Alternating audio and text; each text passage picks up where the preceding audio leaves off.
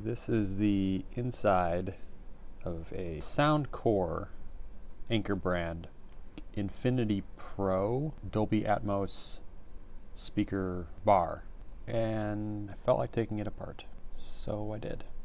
The major curiosity that I had was they show that it has 6 drivers. The main 3-inch subwoofer, a mid-range driver, and then in the picture they show like a soft dome tweeter, which is right there. There it is. Yeah, it definitely has 6 speakers in it. It does appear that it is a 4-channel amplifier. I'll get to that in a second. With some sort of crossover that I'm not going to take apart, but some kind of crossover between the mid-range driver and the soft dome tweeter. So if we come over here and look at the main logic board, there's some interesting stuff on here. There is the Cirrus Logic, I think it's some sort of DSP. I'm not quite sure what purpose that's, so I haven't looked up that part. Or it's just the main controller, and this over here might be the DSP because it's got a heatsink on it. That does all the psychoacoustic stuff by taking the Dolby Digital signal paths in and then processing it out to do Dolby Atmos or Dolby Digital or whatever the formats that it's compatible with. Because I think this over here, main controller and then some EEPROM or RAM or whatever it's got going on over here. Yeah, I'm curious what that's some sort of storage. And some supporting logic around here. And the HDMI ports coming in over here. And then they didn't build the Bluetooth module on board. It's just one that's off the shelf that they have then packaged into with the, I think it is using castellated pads to just be mounted right onto the board. And then that leaves the amplifier, like, because this is just all signal processing. Where's the amplifier? Well, it was under a cover. I thought it was just the power supply. Where did the cover go? And I thought I'd just take the cover off and have a look at it, but the cover holds it. It's held into this cover because they did a really good job of like minimizing any sort of thing making vibrating sounds. I mean, everything has like foam pad on it or this foam covering over the wires to minimize any sort of, to dampen vibration or minimize vibration. Get to the power supply, and so it's a really nicely done power supply. Granted, it has a bunch of Celastic all over it, but that's for vibration and shipping, but mostly for vibration since there's so much movement inside of this thing at variable frequencies because it's speakers. But supply coming in goes through a fuse. You kind of can see underneath there a nice little one-shot fuse. MOV underneath is a metal oxide varistor, and then it's really got the filtering going on.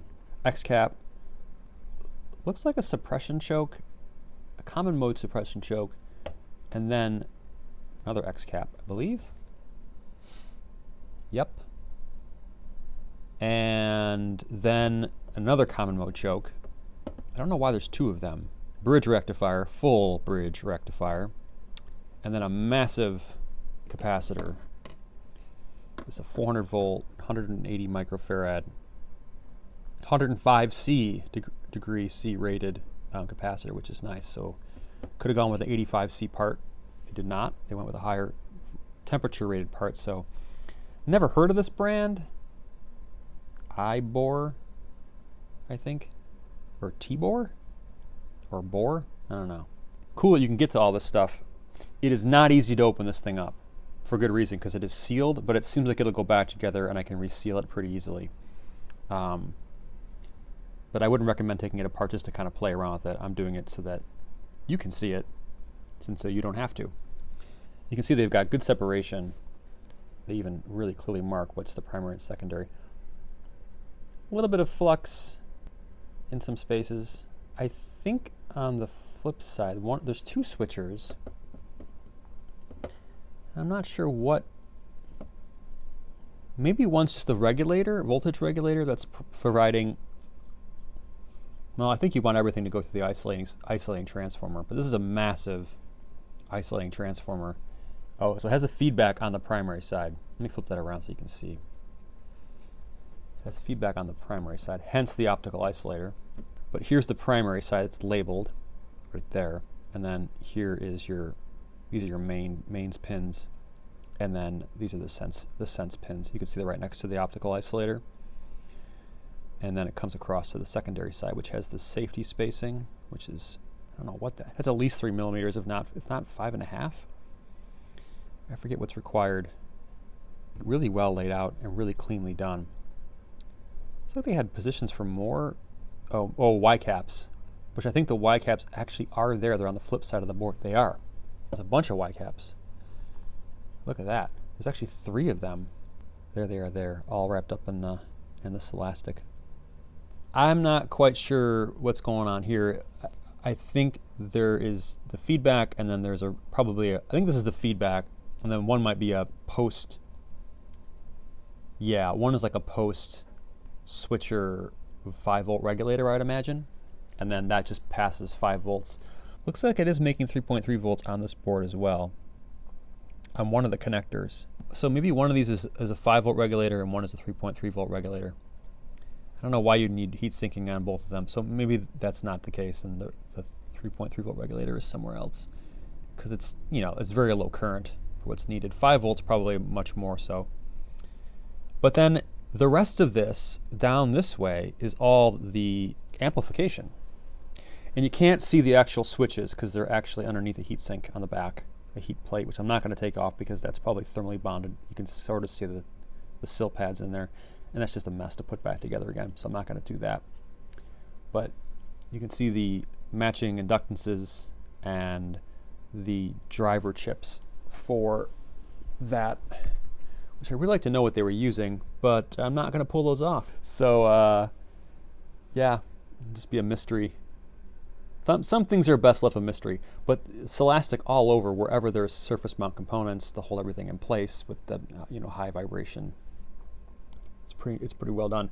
So it's a 4-channel amp. You can tell because each one of these is 2 channels, and the outputs go on either side of the board, on this side of the board and on this side of the board. And if I can zoom in, I will show you exactly what I mean. You can see right plus, right minus, woofer right plus, woofer right minus, and then TW. I'm not sure what that pin is for.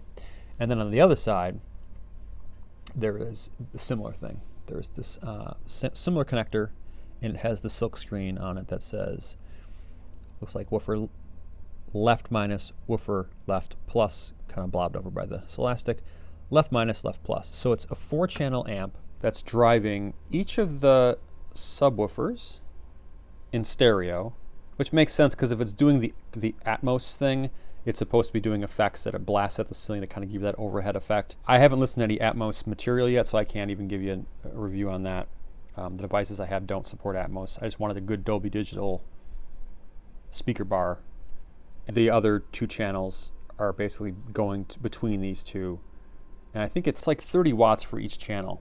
So the subwoofer gets 30 watts per each side, so 60 watts total. And then the mid-range driver and the tweeter get 30 watts and 30 watts, which makes sense because it looks like they're the same part. They haven't put a specialized part in there for either of them. So it's 120 watts peak, but I doubt that the tweeter and the mid-range driver are ever getting close to that. But the subwoofers definitely,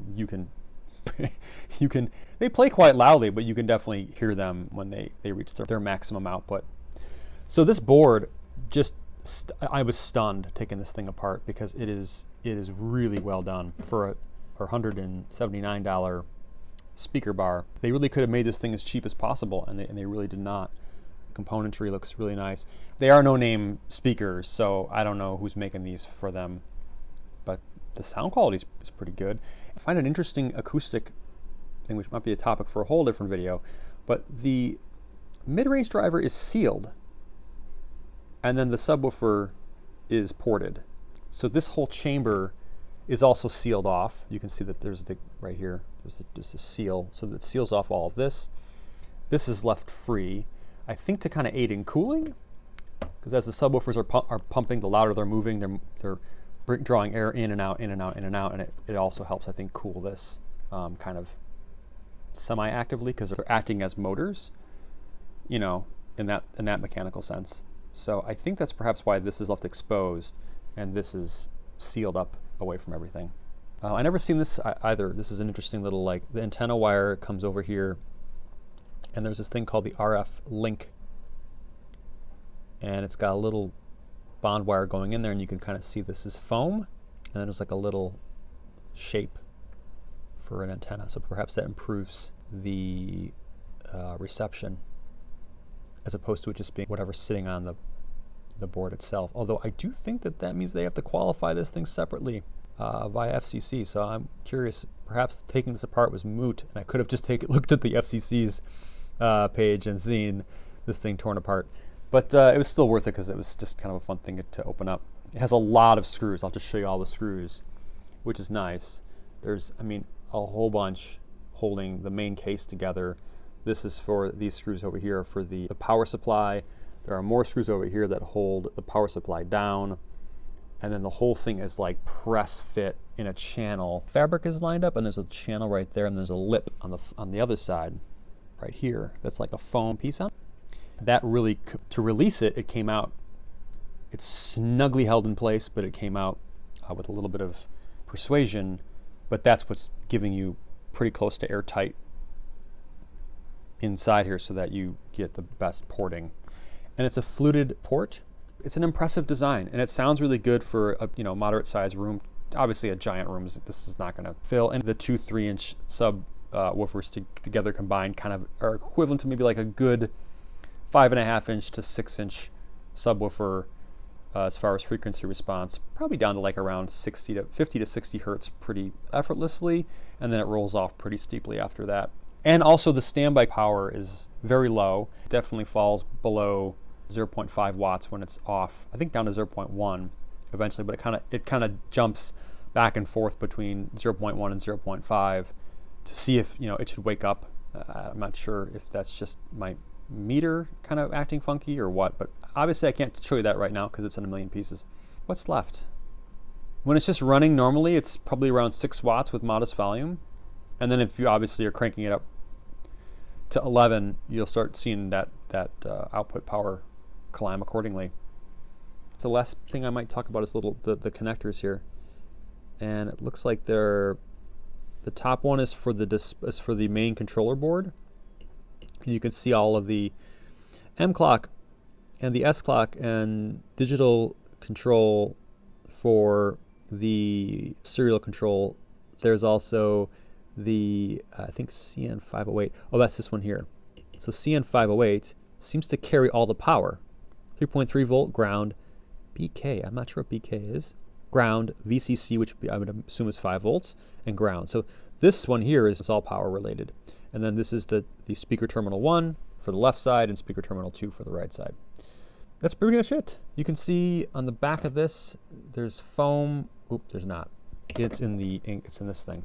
This has little foam grabbers around it. This is the enclosure that holds it. Anyways, I thought this would be a fun little video to get away from the bench and look at a torn apart, I don't even know what this thing's called, the Soundcore Infinity Pro. Thanks for watching. I'll see you in the next one.